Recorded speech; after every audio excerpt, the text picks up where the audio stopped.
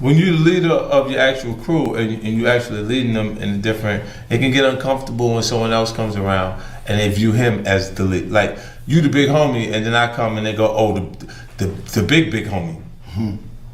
And like, what you mean, the big homie? When you was big homie the night before, like, all right, so you said that since you're big homie, then you're saying big homies. No, how did that make what I'm saying feel? to you is the big homie don't necessarily like the adjustment that these is making when the guy comes around that they saying is the big homie.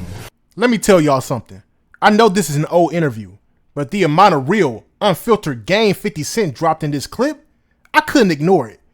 This wasn't no surface level convo. This was deep, about loyalty, money, egos, and what really happens when power dynamics shift in a crew.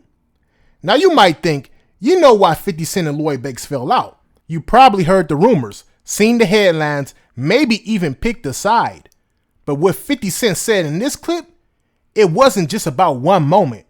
It was about patterns, about how people act when their money starts flowing, when the entourage gets bigger, and when roles start to blur. He broke it down like a chessboard.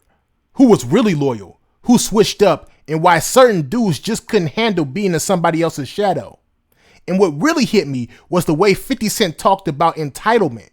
How some people let you feed them for years, but still look at you funny when they think you're too big. That big homie effect is real. And it don't just apply to G-Unit.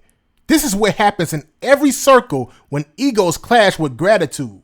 But it wasn't all drama. 50 Cent also gave some straight up financial game, talking about bailing people out of jail, spending over $400,000 on a case, making sure everybody had income. He was running a machine, but that kind of leadership, it comes with a price. So in this video, we're gonna get into all of it. What really caused the fallout between 50 Cent and Lloyd Banks, who changed, who stayed solid, and why fame will expose everything you tried to hide. And trust me, it's way deeper than rap. Now I'm about to play the rest of this clip for y'all. But before I do, I need you to like, leave your thoughts down below, and subscribe. Let's get into it. When we came to the actual room, we talked about, I think I irritated him earlier, playing with the entourage. Yeah. With MO and them, like, cause I look. Banks, is that true? His crew, yeah, look, listen to this. Our crew, look at this. My crew, because initially it's all mines, right? Breaks off in the cells. We have more success than we anticipated after Get Rich or Die Trying. It goes boom. Now, Hunger for More is there. It's the same group that's there with the big guys that were there when it was just 50 Cent's crew. You see what I'm saying? But now they work for Banks. So it's like the road manager, the tour people, I don't care if they was just carrying bags. Actually, Slow Bucks comes from the bags area, carrying the bags. Right. So everybody that was there broke off in the cells. It was Banks' crews, Yayo's crew, and these are all guys that come from the original crew that just broke. Now everybody has a job function and income, and actually, like, you know, everybody getting paid. And feeling themselves? No, but really, we just all have relationships with everybody from a longer period of time than usual because we all was around at one point in the very beginning. So when you actually have, when you're the leader of your actual crew and you actually leading them in a different, it can get uncomfortable when someone else comes around and they view him as the lead. Like, you the big homie, and then I come and they go, oh, the big homie. And like, what you mean, the big homie? When you was big homie the night before, like, all right, so you said that since you're big homie, then you're saying big homies. No, how did that make what I'm saying to you is the big homie don't necessarily like the adjustment that these niggas is making when the guy comes around that they saying is the big homie. Because he's actually providing the way that they actually eat. Meaning it's by way the big homie and they're the big homies. Yes. So right, like so when they big do homies, how did you feel? Is he right? Cause I feel like I just hate when somebody used the big homie, like SVB or Blue, to come around, and then they around the big homie, and they feel like they don't need you no more because they got around Fifth. That's what happens to me a lot. Like, I have dudes in my entourage be around me, but the plot is not really to be loyal or be down with me. The plot is like, yo, I just want to get around Fifth. Right. What the fuck I need you for? So shit like that, I don't like. But you're used to that. I'm used to it, of course. I just look, it's irritating when you got people around you that respond to you a certain way, and then you see them be different when someone else comes around. Exactly. And when that happens, it started to feel like maybe you don't want me around because I feel that energy, the discomfort. Whenever That go on there. Yeah, whenever I read the discomfort, I'm like, oh, so then you got it then. You cool then, you know that it's the only way you gotta be responsible for your people. Tell me at what point any of y'all was in jail that you didn't get bailed out? Right. I bailed y'all. Right, every time, whether you was in a different country, state, wherever you was at, I bailed y'all. Right. I paid $400-something thousand for your case in LA. Word. So in each one of these situations, you look and you say, you gotta have it. You gotta hold on to it to have it for when no matter how many days the sun shines, there's gonna be rainy days.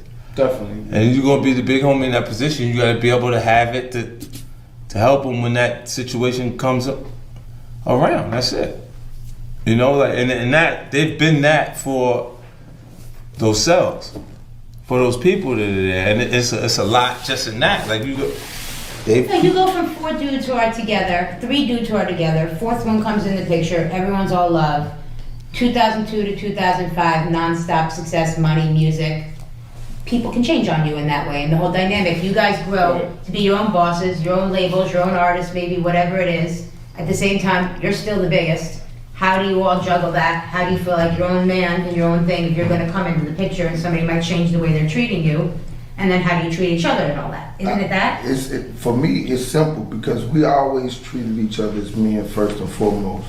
So it's even though 50 is looked upon as big brother, or some people may look at look at him as the boss or whatever.